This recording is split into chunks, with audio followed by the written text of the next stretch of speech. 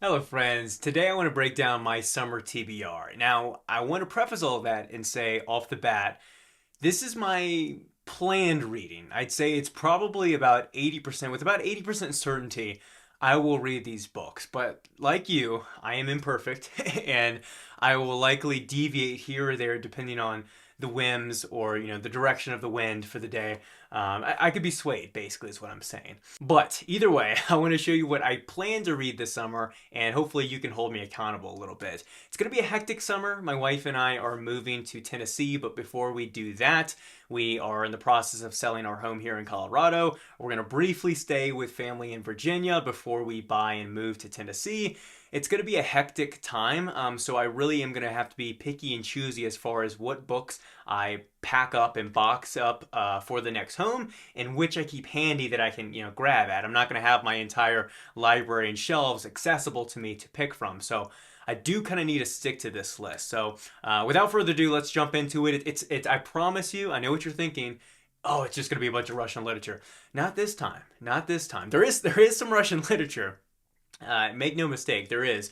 But it's a bit more eclectic. It's a bit more all over the place. Some German, American literature, contemporary, classics. I think you'll like it. So let's get to the books. Now for June, I'm going to be reading a couple books, but the primary novel that I'm going to be reading throughout the month along with my book club is Moby Dick by Herman Melville. Now, for the longest time, this book felt a little bit intimidating. I would always hear about this novel growing up, so as I got older, I guess I still clung to some of those initial impressions that I had about hearing the name and looking at the book. But once I mentioned buying this on an old book haul, maybe close to a year ago, all I've heard is positive things, and my enthusiasm for the book only grew more after I saw Matt at Colossum Books read Moby Dick and loved it. So I'm having high hopes that I'm going to also fall in love with this book. And, always reading a novel together in a group makes for a better reading experience. That was definitely the case with the Recognitions over April and May. So I expect the same with Moby Dick. Now, for all you dude bros out there, this one's just for you. I'm going to be going back into the world of Karl Ove Knausgaard's Mein Kampf. This is book number 2, which I believe follows him falling in love with his wife, or his first wife, I should say.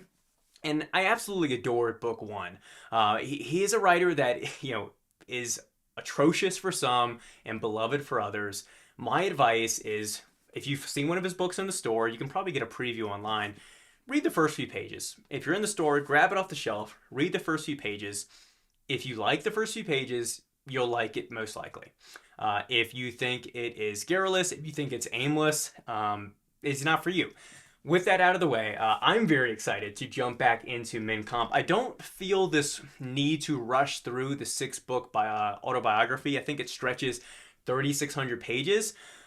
So it's kind of like a dude bro Proust, so to speak. But I'm very much enthused about digging into this. I think his way of describing things and experiences, I gravitate towards it. It's magnetic for me, and so for that reason, I think his depiction of a man falling in love, I have a.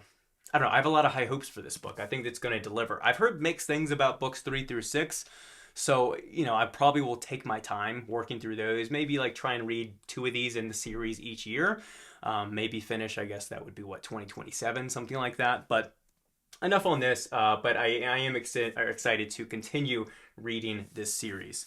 The next book is a massive one, and it's a piece of literature. No, excuse me, it's a piece of history that I mentioned, I think, on the channel a few weeks ago. I'll be reviewing it after I finish it, and it is from Princeton University Press, and that is The Soviet Century by Karl Schlegel. Forgive me if the German pronunciation is wrong there. This should be a joy to read. I really enjoyed The House of Government, which is also published by Princeton University Press. And this maybe just visually, it looks like the same kind of size. So it's given me the same kind of initial expectations of what it's going to be like. And I suspect there'll be some overlap with what Yuri Sloskin describes in that book.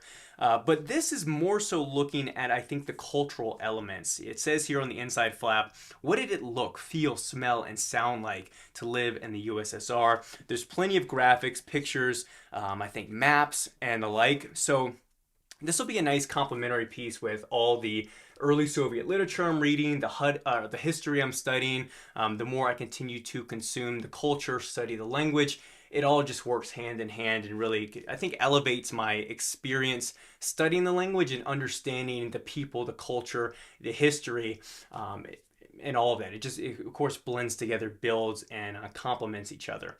So that's The Soviet Century by Karl Schlogel.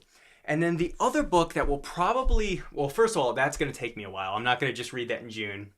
That'll probably take me into July as well, which is a nice transition into what will probably be I'll probably start this in July is what I'm trying to say as I mumble over my words here. But this is a novel that is also thrown into the kind of more masculine camp.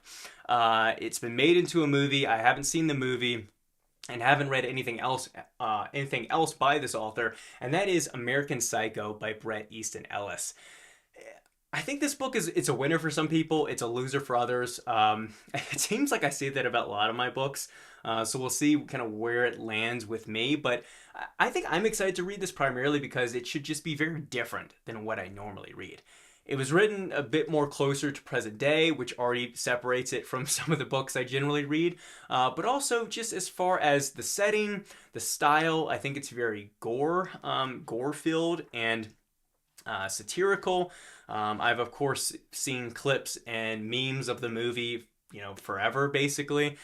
So I have a little bit of, an idea of what the story's like and what the novel's about. But this will be my first taste of Bret Easton Ellis's writing. And again, at a bare minimum, I think it'll be entertaining, and perhaps I'll go and watch the Christian Bale movie after, because I love Christian Bale as an actor, and I think he nailed that role. So we'll see. Another book that I'm going to be reading throughout the month of July that is really my primary work that I'll be reading throughout the month along with my book club is Song of Solomon by Toni Morrison. I don't yet have a copy, unfortunately. I've been trying to put off buying one until I can find a nice used copy in my local bookstores, but if worst comes to worst, I get to like mid-June and still don't have a copy, I'll just buy a new edition. But really enjoyed reading Beloved. It was a novel that continued to grow on me after I sat and reflected on it after reading it. It was just disorienting chronologically when I first read it. The dialect was something to kind of adjust to. But Morrison is someone I plan to continue to read more and more of his works. I've heard more praise for, I believe it's Sula, I think is another one of her books. I've heard a lot of praise for that novel as well, across YouTube and Instagram. But Song of Solomon will be a great work to read with the book club. Again, for a great opportunity to dig into those themes, the historical context, and have a broader discussion with others. I think it's a great novel for that. So I'll be reading that definitely throughout July. And we also have what am I calling it? A club pick, basically. Club pick during July. Because it's a shorter novel, I think it's a little bit under 300 pages. Something like that. We're going to be selecting another book within the book club that everyone in the club will vote for. So we'll see what that ends up being. But another book I plan to read in July is actually a novel that my wife really loves, and she's kind of continued to nudge me to pick it up. It's a more contemporary work, and that is Frederick Bachman's A Man Called Ove. And it was actually turned into either a movie or a show on Netflix, I think. But she read this a few years ago. She really loves all of Frederick Bachman. She's currently reading his new book, My Friends. She loves Beartown, but she told me, to start with this because Beartown, I believe, is a series versus this is a one-off. But anyway, I thought this would be a great chance for me to read something a bit more modern, a bit more mainstream, you could say. And my wife's always praised the way that he writes and the way that he depicts people and their traits, their idiosyncrasies. And so I thought I'd give it a try and see if I could like something that is a bit more popular, a bit more book talkish, you could say. So I'll plan on reading that in July. And then from here on out, it gets a little bit more iffy. This is where I could deviate potentially. But one novel I do plan on reading that for some reason I've still yet to read this author, and that is Ivan tentative, and I'm going to read Atsi Idieti. And I really love the edition I got. I bought this about a month ago up in Denver, and I think it's part of something called like the Heritage Club. Maybe some of you know the history about it or can explain it to me, but I think it's some kind of book club because I saw another edition that was just like this of Demons by Dostoevsky, except it was $125, and I was like, not today, versus this was, I think, $15 when I bought it. But back to Fathers and Sons and Turgenev, I don't know, for some reason he's just one of these prominent Russian writers, yet I've yet to read him. I have read Mumu, which is a beautiful but very depressing short story of his, but I haven't read his magnum opus or his more popular work, Fathers and Sons. But I was reading a bit about his life. Earlier today I was reading A Window on Russia by Edmund Wilson that I mentioned in my last vlog. Started reading that, and it was laying out a bit about his life, and I didn't realize how villainous and ornery his mother was. I mean, a complete psychopath, manipulated her sons, constantly abused her serfs and her family. It was like it was appalling reading about that, and I was like, oh, that was the inspiration for the horrible and spiteful woman in Mumu, and probably other stories like that. But lived comfortably, came from a wealthy family generally, but at the same time experienced a lot of sorrow, a lot of hard times. So I'm interested to see how some of those life experiences are reflected in his stories. But as far as I know, Fathers and Sons is a very seminal work within Russian literature. And again, I've put it off long enough. It's not even that long. I think this edition, it's like 230 pages. So excited to dig into this at some point over the summer.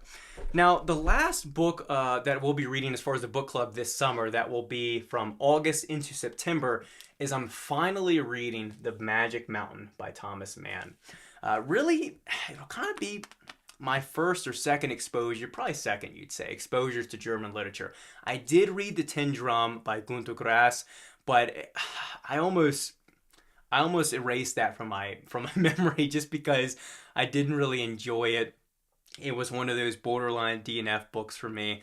And for those of you that adore that novel, maybe I'll come back to it later. Maybe I do need a bit more context surrounding the novel and the setting and all of that. But it was a forgettable experience reading that novel versus I have a lot more hope that Thomas Mann will wow me with The Magic Mountain. I also have Dr. Faustus on my shelf. I've had it for a while.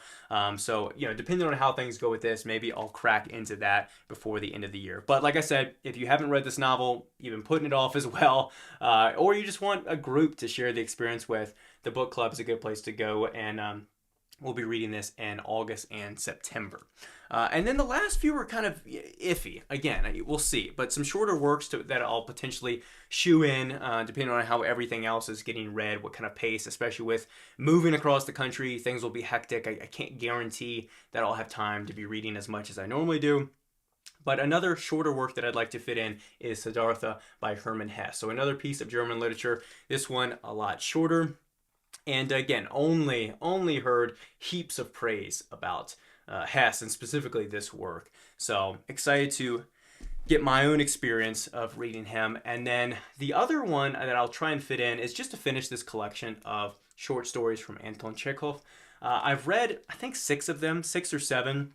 Back when I did, it's a vlog from a few weeks ago where I read short stories from a different author every day of the week, which was a blast. I had a lot of fun doing that. Maybe I'll do it again soon. Hopefully finishing some of the collections and then starting other ones. But I'd like to just, I don't know, I have this desire to finish what I started, and I need to finish the short stories in here and then move on to his plays. So that's the plan, and that's really the plan for the summer. So again, things can vary. We'll see what else pops up, what I maybe stumble upon at a used bookstore that leaps ahead and jumps the queue, basically. But generally, that's my summer. That's what I plan to read this summer. I'd love to hear what you guys have lined up. Are you jumping into June on the Range? Are you reading some Westerns this year? Are you starting Infinite Summer? Are you reading Infinite Jest? Are you taking on that behemoth? Let me know in the comments. Or what are you digging into? What are you most excited about? That's what I want to hear about. So let me know in the comments down below. Like the video if you enjoyed it. Subscribe for more content. And I will see you all in the next one.